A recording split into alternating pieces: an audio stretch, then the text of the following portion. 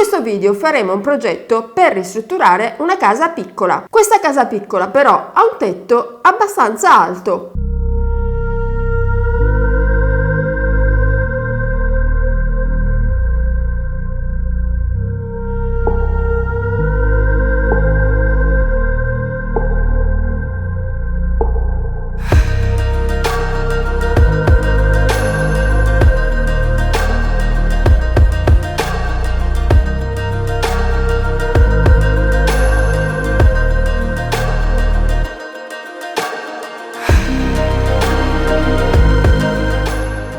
Benvenuti sul canale di Architetto Digitale.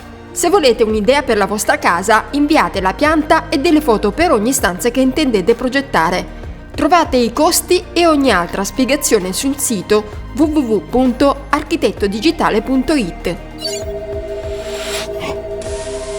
Abbiamo già parlato di questa casa nello scorso video, nel quale vi ho proposto due progetti diversi. Voi ne avete scelto uno. Ed è stato praticamente un plebiscito.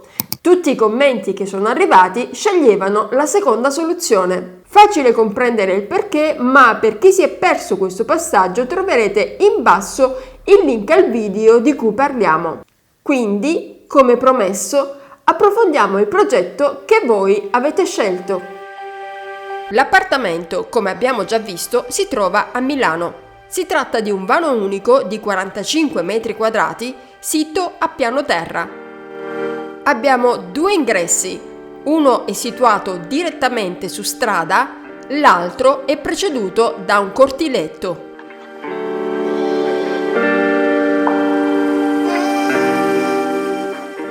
La struttura è antica ed è tutta in muratura portante, con un tetto a due falde, il cui colmo è alto quasi 6 metri dal pavimento. Abbiamo per la maggior parte dei muri in pietra, ma vi è anche un muro in mattoni pieni.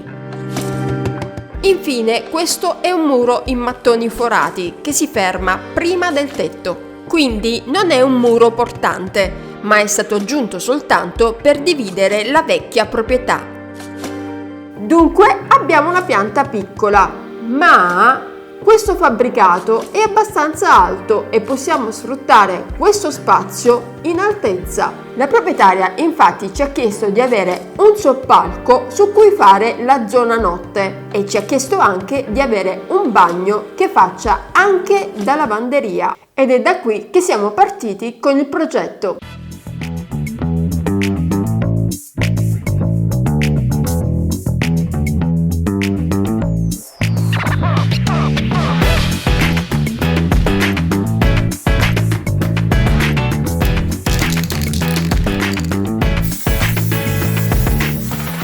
Il primo passo del progetto è stato capire dove mettere il bagno. La pianta del fabbricato presenta un restringimento iniziale verso l'ingresso principale e un ambiente più ampio dopo. Dunque non potevamo rovinare lo spazio più bello e importante della casa inserendo un volume come quello del bagno. Per questa ragione abbiamo posizionato il servizio verso l'ingresso.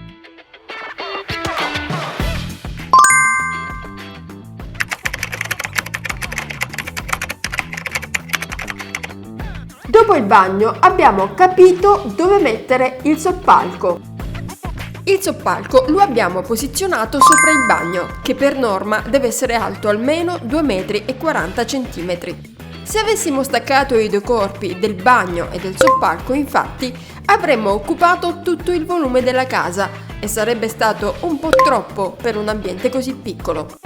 Inoltre il tetto è un po' più alto verso l'ingresso, quindi in questa zona abbiamo anche maggiore altezza sottotetto. La scala occupa uno spazio importante, considerato anche il fatto che il nostro è un appartamento davvero piccolo. Dallo scorso video abbiamo compreso che mettere la scala in un punto piuttosto che in un altro vuol dire guadagnare dei metri quadrati in più sul soppalco. Nel primo progetto che vi abbiamo proposto, la scala partiva dopo il bagno e creava un foro sul soppalco. Nel secondo progetto che avete scelto invece, la scala è completamente staccata dall'impalcato. In questa maniera la zona notte è molto più ampia. Quindi in pianta siamo partiti con la scala. Sotto il soppalco abbiamo inserito la cucina e per risolvere il fatto di avere dei pilastri a vista abbiamo creato una finta parete in cartongesso scavandola con delle nicchie e portandola fin sotto la scala, dove abbiamo poi inserito la TV. Di fronte alla TV il divano e di fronte alla cucina il tavolo. Abbiamo prolungato leggermente la parete del bagno per incassare un mobile a tutta altezza. Sopra al soppalco, tra la soletta che copre il muro in mattoni forati e il tetto, abbiamo disposto un altro manufatto in cartongesso, in cui abbiamo scavato delle nicchie utili per mettere dei libri e altri oggetti d'uso. L'armadio si può disporre in due maniere. La prima è quella di acquistare il mobile e di staccarlo un po' dalla parete da dove si imposta il tetto. La seconda è quella di fare un armadio su misura per sfruttare meglio tutto lo spazio. Completiamo il soppalco con il letto, la scrivania, un settimino e una poltrona. Bene, è giunto il momento di dare carattere a questo progetto. Mi viene subito in mente un'idea. Abbiamo un soppalco e abbiamo anche una parete in mattoni. Questi due elementi portano dritto allo stile industrial, ma lo stile industrial prevede un arredamento piuttosto scuro e mettere dei mobili scuri in uno spazio così piccolo significa farlo sembrare ancora più piccolo. Scientificamente infatti è dimostrato che solo i colori chiari, ma soprattutto il bianco, fanno sembrare uno spazio più grande. In fisica, infatti, un corpo nero funziona come una spugna e assorbe tutta la luce, mentre un corpo bianco funziona come uno specchio. La luce, che viene quindi riflessa dalle superfici bianche, amplia e dilata gli ambienti. Osservate come un semplice foglio bianco di un quaderno a quadretti rifletta la luce posta di fronte alla lampada. Al contrario, la superficie nera della cartella assorbe tutta quanta la radiazione luminosa.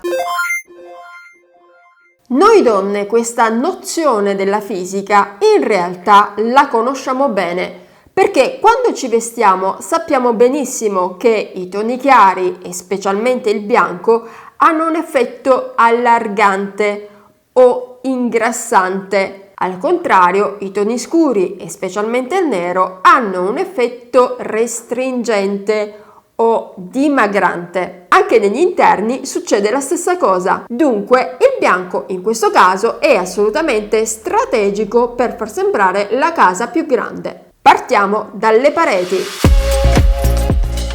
Intonachiamo e verniciamo di bianco le pareti in pietra. Quella in mattoni la recuperiamo per lasciarla a vista. Il tetto deve essere completamente rifatto, quindi scegliamo delle travi e delle doghe che siano state trattate con un impregnante chiaro. La scelta del pavimento è un momento cruciale in ogni progetto di interni. Non sottovalutate mai questo passaggio, perché il pavimento fa da base ad ogni tipo di arredamento che andiamo ad inserire. Scegliere un buon pavimento significa quindi aver fatto bene almeno il 50% del lavoro. Nel nostro caso scegliamo un tipo di pavimento dalla colorazione neutra che andrà benissimo con i mobili bianchi ma anche con gli arredi in legno che andremo ad inserire. Sono bellissime le piastrelle ingress in grande formato. Noi mettiamo un 90x90 effetto cemento dalla nuance leggermente ambrata, mentre sul soppalco metteremo un parquet in massello di rovere. Sono in dubbio sulla scelta del parapetto, anche perché, diciamolo pure, a noi architetti i parapetti per le scale stanno un po' antipatici. È così bella la silhouette della scala libera che vederla ingabbiata in una ringhiera è davvero un peccato, ma dobbiamo per forza per una questione di sicurezza. E quindi la scala sarà in legno del tipo autoportante, con alzate e pedate a zig-zag. La prima scelta per il parapetto ricade sul vetro, la seconda sul ferro verniciato bianco. Ovviamente il parapetto della scala va girato anche sul soppalco.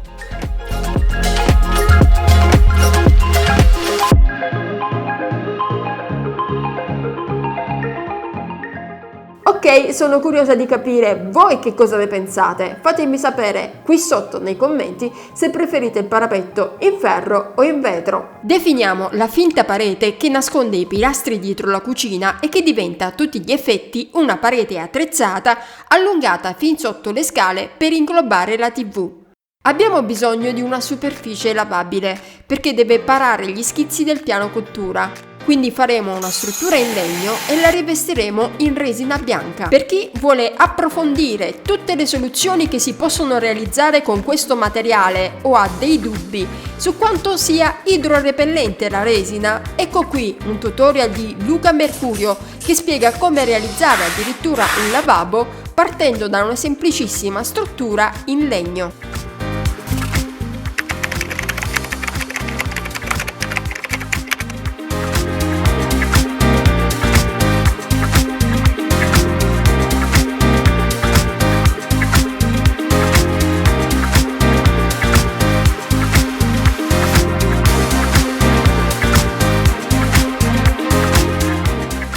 È giunto il momento di arredare tutta la casa.